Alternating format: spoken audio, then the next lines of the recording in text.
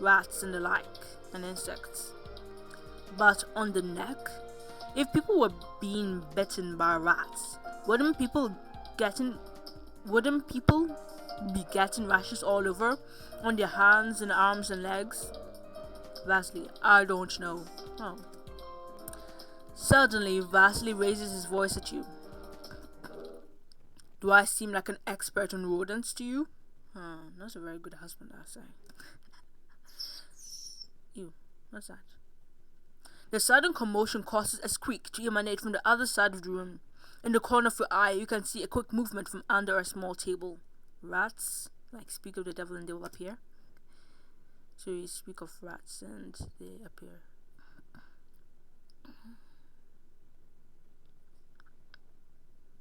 I'll say no, because we're kind of like appealing to him. Oh, what happened? Sorry. We're kind of like appealing to the guy, so I'll say no. I think. No, I can't say that you do. He's rather handsome, actually. Although you wouldn't dare to tell him to his face, you fear it would only worsen his affections towards you. I mean, deepen them, yeah. And you do not know how well he would appreciate being complimented like that by a man. He just said he's fine with it. Flint's eye. You look like, well, like nobility, I suppose. He smiles gently at you. Do I? I'm glad to hear that. Time hasn't weathered me too badly. Is he a vampire? He seems to have pointy ears. When you live such a solitary existence, it's hard to know how other people see you. Just look in the mirror. Vasily looks rather young. Not much older than you, but the way he talks makes it seem like he's much older.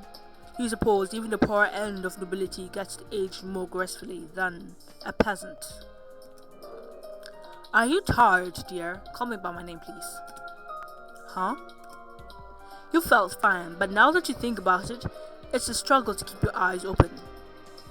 Oh, he came closer, so we can observe his handsome features some more. Vasily moves a hand to tuck a lock of your hair behind your ear. You don't have enough strength to bat him away, so you let him. I will return when you're ready. Sleep well. Oh, by the way, I'm not voice acting right now. I'm just speaking in my normal voice. So, I don't really know how Vasily will sound. Maybe a little soft? I don't know. That night, you are blessed with the miracle of dreamless sleep. Yeah, that's always beautiful. It gives you a sense of familiarity that's been missing from your journey of recovery in this castle. All your life, your sleep has been unencumbered by either dreams or nightmares, and while sometimes you are jealous of the nighttime adventures others have, usually you are glad not to be haunted by imagined ghosts. Yeah, I agree, a dreamless sleep is always the best. But sometimes dreams are good resources for writing stories. Like, you have a dream, then you make your dream into a story and write it and post it, and it's really fun. You can't tell how long has passed, but there are no clocks, and only a dim red light suffuses the room. Was the sun setting or rising? Oh, he appeared out of nowhere. Okay, this is way too loud. Next to you sits Vasily. A servant stands at the door, but the area is so shadowed that you can barely tell they are a person, let alone anything else about them. Are you feeling better now, my dear? Putting aside his unyielding affections for a moment, you take a full accounting of your own health. You wouldn't say you feel strong, so to speak.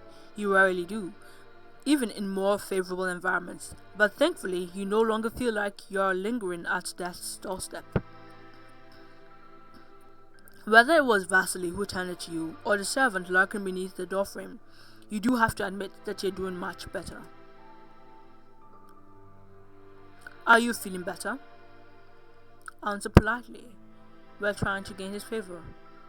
Polite. I am, thank you. Vasily, it was no trouble at all, Flynn's eye. Oh, finally called me by my name. Your needs will always be tended to as long as you reside here. The sentiment seems somewhat overblown. The two of you barely know each other, but you do appreciate his care. Do you believe that you'll be able to walk? I think so. I did bring a servant to help dress you. I'd like for us to walk the ground together if you are amenable. If you'd be amenable. Amiable. The servant steps forward, stepping just enough into the dim candlelight that their features become just barely visible. Even close to you, you have trouble identifying any defining features, like a nose, a mouth, long ears. He bows towards you. Wait. I see a hand that has claws. Is it me? This hand right here. It has claws. Vasily, my butler here is quite skilled. He'll get you dressed as quickly as he does me, I'm sure. No, I can dress myself. My own clothes might be a tad long on you, I'm afraid, but I won't let you go out in the rags you arrived in. Why, thank you. All right.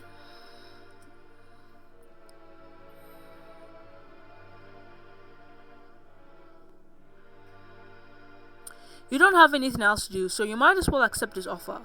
It might help to become more familiar with just where exactly you're being held. Captive. Okay, you're not a captive, right? The manservant quickly removes your bedclothes. You suppose those are Vasily's too? They certainly aren't yours, and begins to dress you promptly. He's a very serious man. He doesn't attempt to engage in conversation and dodges nearly every question you ask of him. Although now in intimately close proximity to you, his face seems even less defined. It isn't long before you're shooed out of the room in your new outfit, then led along until reaching a grand hall. Finally, the music stopped. This sounds more appealing. Hello, Flint's Eye. Do you think you've regained enough strength to walk outside? I believe so, yes. It had taken a few moments for you to balance on your feet again. It must have been over a day since you last walked, but before long, you were moving about naturally. Splendid. If you do feel weak, please tell me right away. I can carry you. Oh, please, no, I don't want you touching me. I mean, you're handsome, but no. Thank him. We're still trying to earn his favor. What are we doing here? We came here for the village, but now we kind of abandoned it and we're just walking with this guy. Flint's Eye, it is much appreciated. I don't know what this game is about. Vasily practically beams as bright as the shining stars. No, it doesn't seem that bright. I would do anything at all for you, Flint's Eye. You're completely safe with me. I kind of doubt that. Now come along. The outdoors awaits. Vasily grabs you gently by the arm, pulling you forward.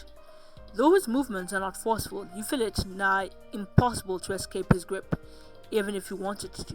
You don't want to? With his free hand, he opens the door, revealing very little.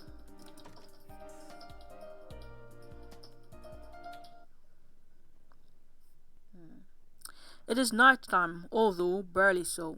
The last dregs of sunlight illuminate the scenery just enough to make out the outlines of your surroundings.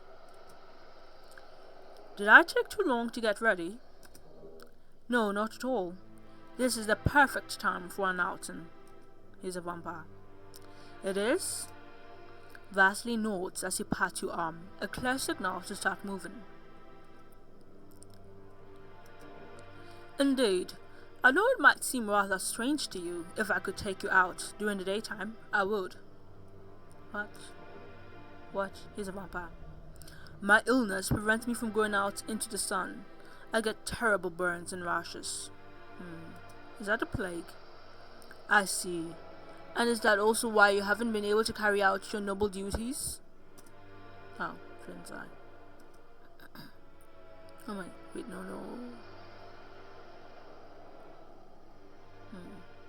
What happened? It is a very large part of why, yes. It is very difficult to make arrangements that prevent me from going into daylight, and the rashes are so painful that accidental exposure renders me near immobile.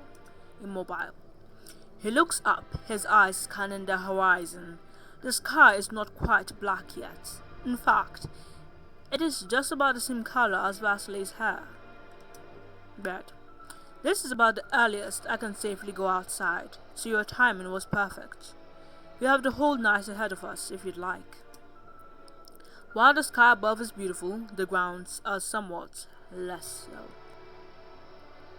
As you walk, he tells you of long ago gatherings that happened here, when the property was still fit to show to others.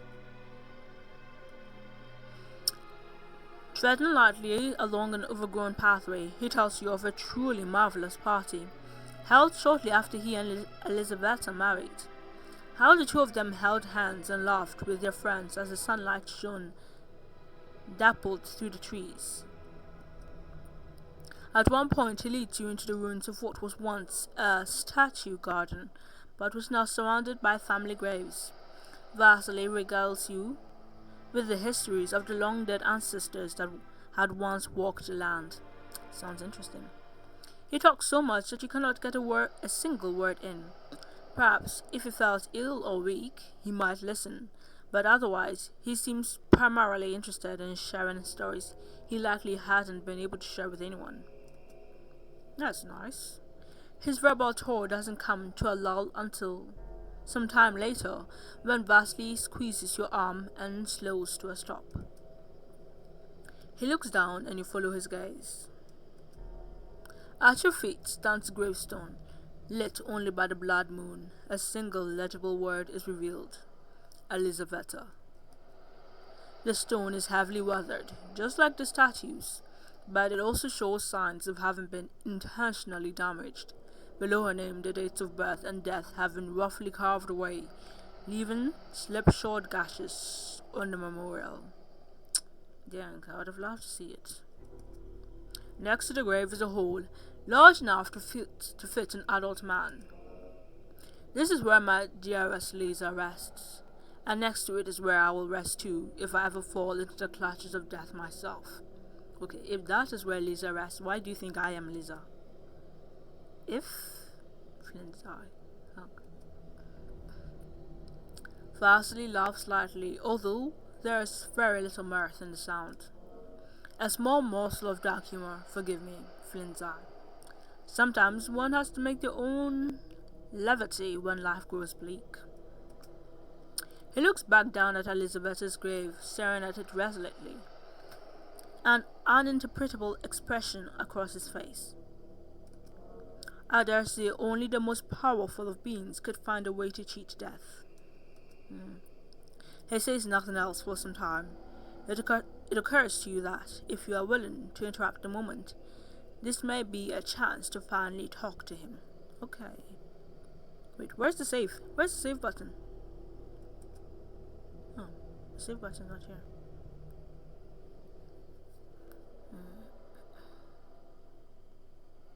Okay, say nothing.